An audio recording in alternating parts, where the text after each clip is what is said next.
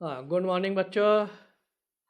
हाँ, कल हम लोगों ने माइक्रोस्पोरोजेनेसिस पढ़ा और आज हम माइक्रोस्कोप स्पोर की संरचना, परागकोश का स्फुटन और माइक्रोस्पोर का जर्मिनेशन पढ़ेंगे। ठीक, तो सबसे पहले हम लोग आते हैं माइक्रोस्पोर्स यानी कि पॉलन ग्रेन की संरचना। तो माइक्रोस्पोर्स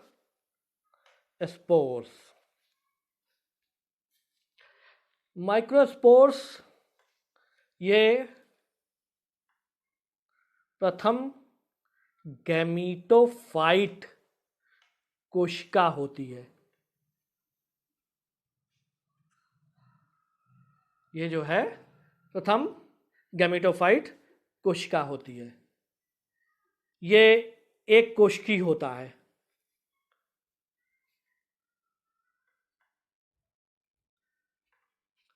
इसकी आकृति गोल अथवा अंडाकार होता है।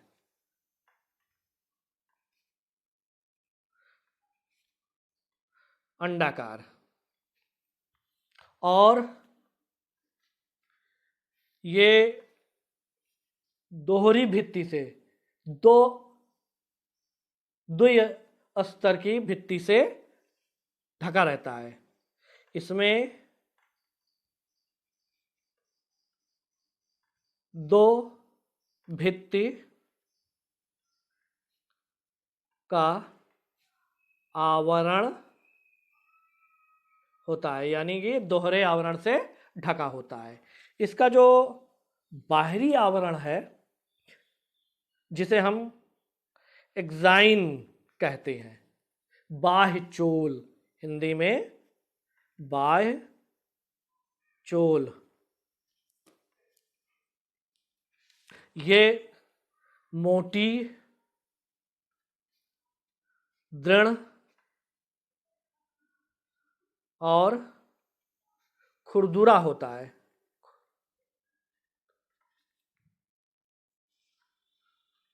जो एक विशेष पदार्थ स्पोरोपोलेनिन नामक प्रतिरोधी बसी पदार्थ का बना होता है। इनमें छोटे छोटे, माने इस भित्ति पर छोटे छोटे छिद्र भी होते हैं, जिसको जनन छिद्र छिद्र कहते हैं। अंग्रेजी में जर्म पोर। एक बीजपत्री पौधे में केवल एक, दो बीजपत्री में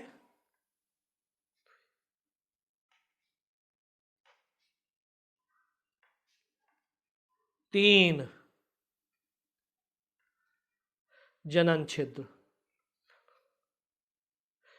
इस जनन छिद्र से पॉलन ट्यूब, पराग नलिका निकलती है।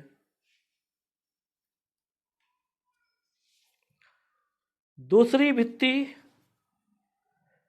अंतः चोल कहलाती है, अंतः भित्ति कहलाती है इंटाइन। ये वाचोल से अपेक्षाकृत पतली होती है और ये पेक्टोसेलुलोज का बना होता है। ये जो है अपेक्षाकृत पतली, लचीली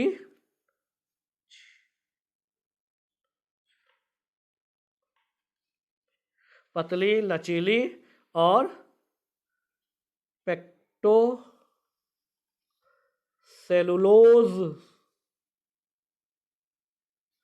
से बना होता है। ठीक। वैसे तो ये परागकण जो है प्रायः गोल ही होता है,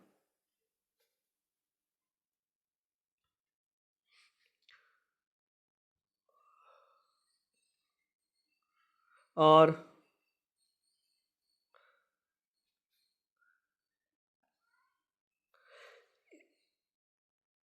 किंतु ये अन्य आकृतियों में भी पाए जाते हैं। इसी तरह से इनकी जो वायवृत्ति होती है वो भी भिन्न भिन्न रूपरेखा वाली पाई जाती है। इसमें इसके कोशिका में कोशिका द्रव और एक केंद्रक पाया जाता है।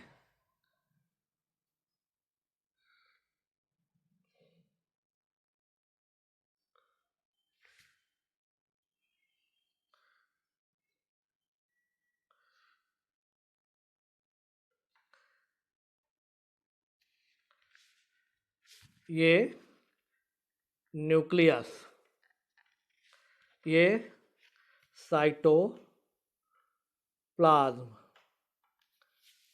और ये क्या है? पॉलन ग्रेन की संरचना है। ठीक।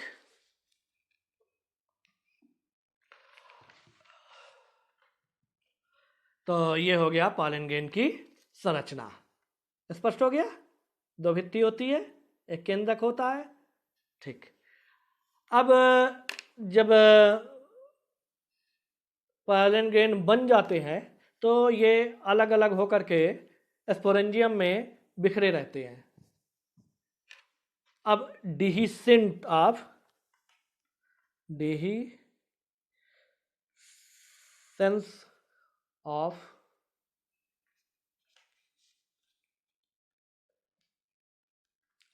pollen grain are microsporangium।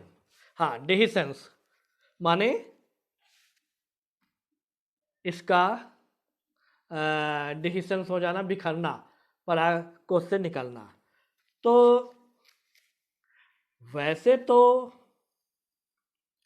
जब परागकोश पक जाता है तो फट जाता है, और ये प्रायः जिस समय ये मैच्योर हो जाता है तो इसमें केवल दो भित्ति रह जाती है माइक्रोस्पोरेंजियम में, माने एपिडर्मिस और अंदर की तरफ एंडोथीसियम।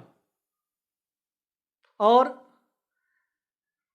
इसका परागकोश जो फटता है वो प्रायः जहां पे दो स्पोरेंजिया की भित्ति मिली होती है वहीं से फटता है।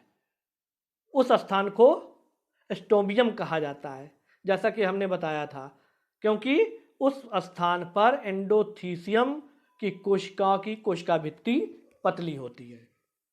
ये प्रायः लॉन्गिट्यूडनल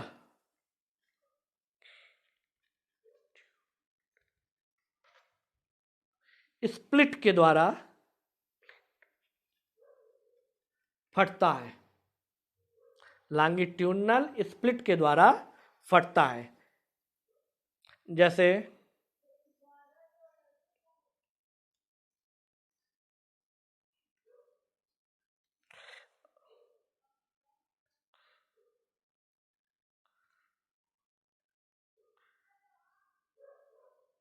और लॉन्गिट्यूडनल स्लिट से परागकण पॉलन ग्रेन बाहर आ जाता है।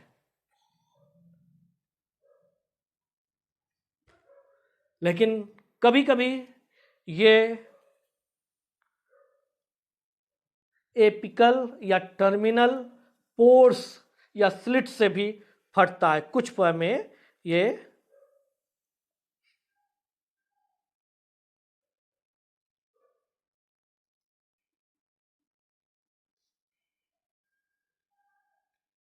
तो यहाँ पर ये टर्मिनल पोर, अथवा जैसे अमरूद वगैरह में है तो ट्रांसफर स्प्लिट के द्वारा भी फटता है।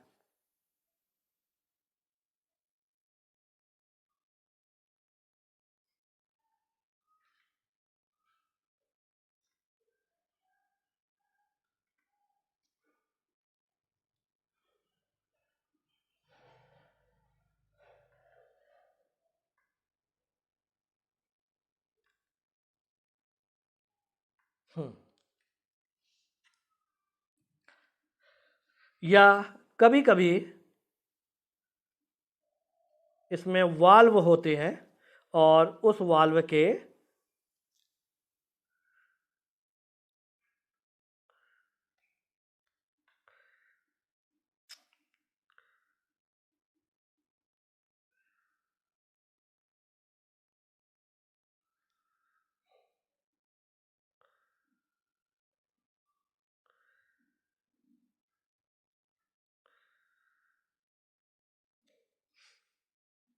वाल्व के द्वारा ढक्कन की भांति खुल जाते हैं और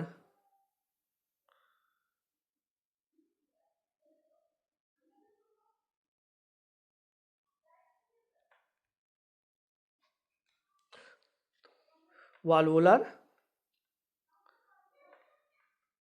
वाल्व स्प्लिटिंग, इस तरह से इसमें जो है ये परागकोश फट जाता है और माइक्रोस्पोर्स पराग स्पोरेंजियम से, परागधानी से बाहर आ जाते हैं और हवा में उड़ करके दूर पहुंच जाते हैं। अब इसके बाद हम परागकोश का जर्मिनेशन पढ़ेंगे।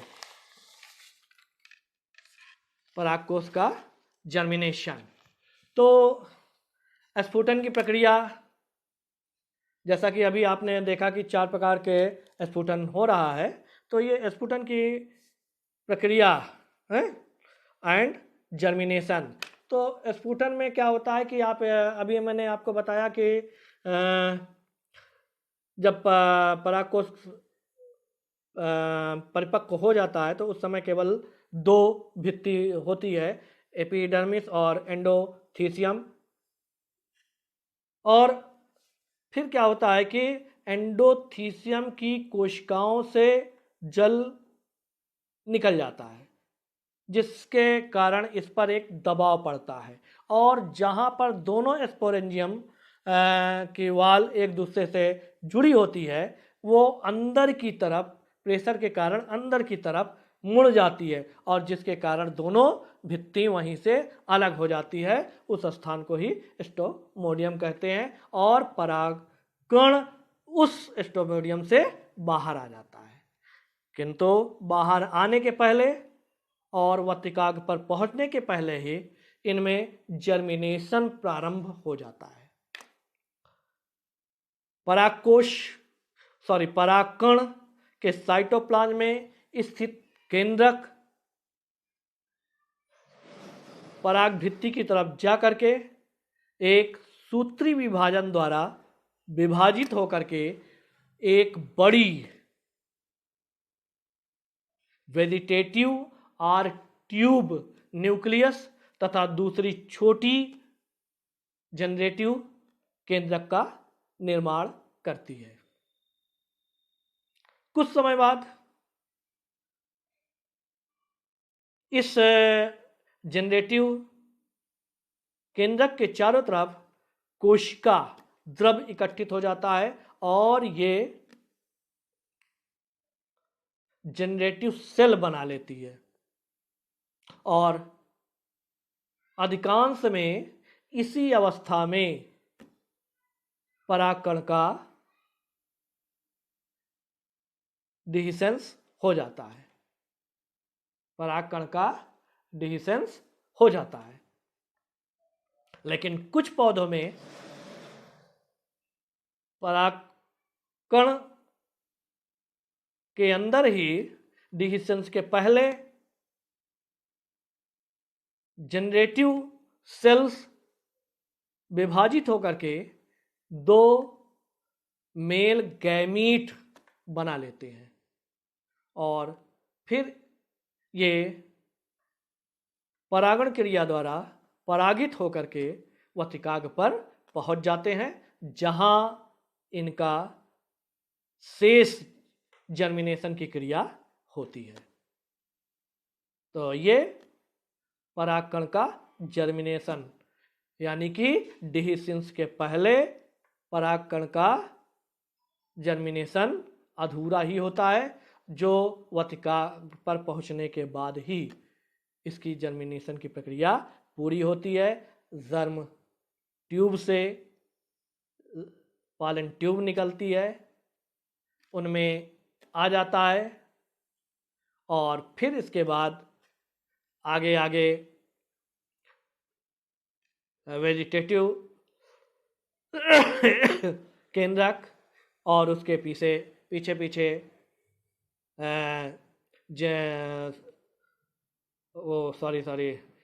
उसके पीछे गैमीट, दोनों गैमीट होते हैं। कुछ समय बाद वेजिटेटिव या ट्यूब न्यूक्लियस समाप्त हो जाता है, क्योंकि निषेचन की क्रिया में इनका कोई रोल नहीं होता है। Thank you.